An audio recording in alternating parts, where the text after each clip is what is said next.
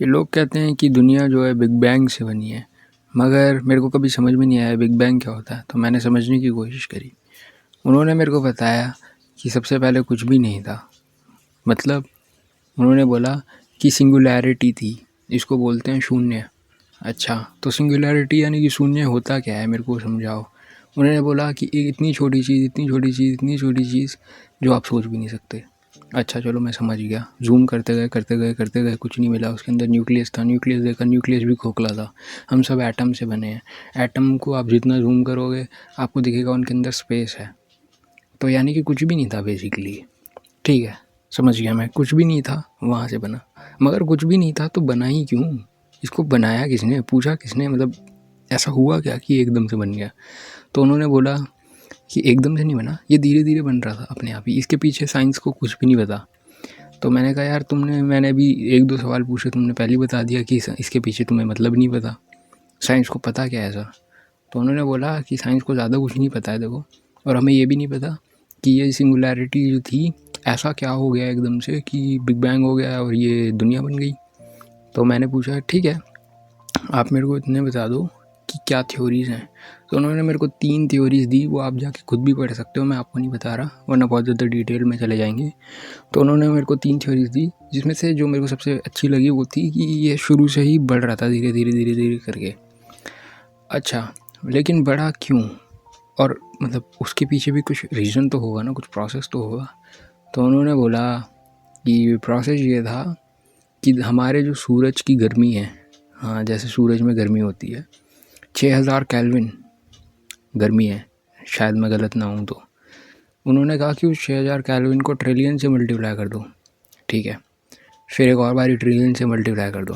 मैंने कहा ठीक है, फिर एक और बारी ट्रिलियन से मल्टीप्लाई कर दो। उतनी ज़्यादा गर्मी, इतनी ज़्यादा गर्मी तो एक बंगालन की चूत में, मगर इतनी गर्मी है उस सिंगुलैरिटी में, जिसको आप बोल रहे हो कि जूम करते जाओ करते जाओ करते जाओ। अबे इतना जूम करने के बाद इतनी गर्मी कैसे है उसमें? तो खैर साइंस एक्सप्लेन नहीं कर सकती और उन्हें खुद भी नहीं पता है।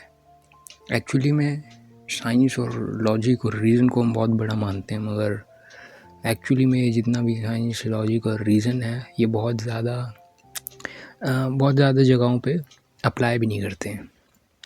हमारी फिज़िक्स टाइम टू टाइम अलग अलग जगहों पे स्पेस में फ़ेल होती रहती है। हमारी जो ज्योमेट्री है वो बहुत ही यूक्लिड ज्योमेट्री हम यूज़ करते हैं। हमें लगता था कि यही जो है ये ज्योमेट्री परफेक्ट है। उसके बाद हमें पता चला ये नॉन यूक्लिड ज्योमेट्री भी है, और अभी हमें लगता है कि अच्छा ठीक है, हो सकता है और भी हो। हम खैर मैं इतना ज़्यादा बकचोदी क्यों कर रहा हूँ? मैं आपको यूनिवर्स बिग बैंग के बारे में बता रहा था, सिंगुलैरिटी बताया मैंने आपको, फिर उसके बाद मैंने आपको गर्मी के बारे में बताया, कितनी ज़्यादा गर्मी थी। अगर आप एक बलून लो, उस पर डॉट्स बना दो और फिर आप उसे फुलाओ तो वो एक्सपैंड करेगा।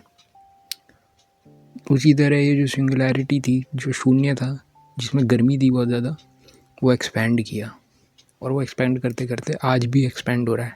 हाँ, इस समय पे जब मैं बात कर रहा हूँ तो यूनिवर्स आज भी एक्सपैंड हो रहा है। हमारा जो ऑब्जर्वेबल यूनिवर्स है जिसके बारे में हम जानते हैं, उसके अलावा भी बहुत बड़ा यूनिवर्स है, और ये पूरा यूनिवर्स एक्सपैंड हो रहा है। जो लोग बोलते हैं कि यार हम लोग सिंगुलैरिटी से आए हैं, अगर आप रिलीजन में मानते हो तो आदि शंकराचार्य ने एक अद्वैत नाम की फ़िलॉसफी दी थी।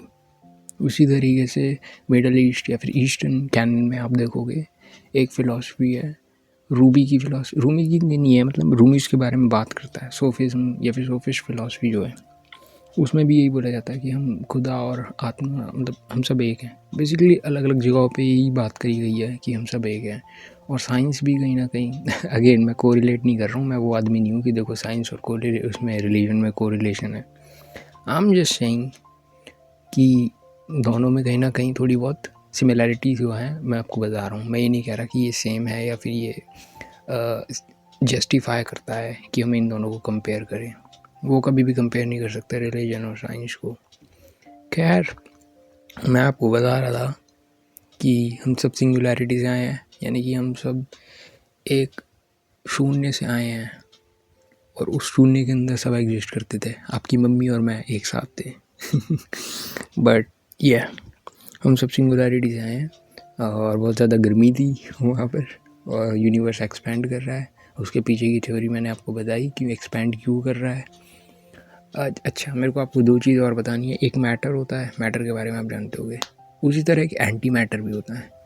तो अगर मान लो मेरे पास 10 एंटी मैटर हैं और 10 मैटर है, तो इन दोनों का जब कोलिजन होगा तो एनर्जी बनेगी, और वो जो एनर्जी है उसी की वजह से ये यूनिवर्स जो है एक्सपैंड किया। फ़िलहाल मैंने इतना ही पढ़ा है, मेरा पढ़ने का ज़्यादा मन नहीं करता है क्योंकि मैं बेवकूफ़ हूँ थोड़ा। बट कभी और टाइम मिला तो आपको और बताऊँगा।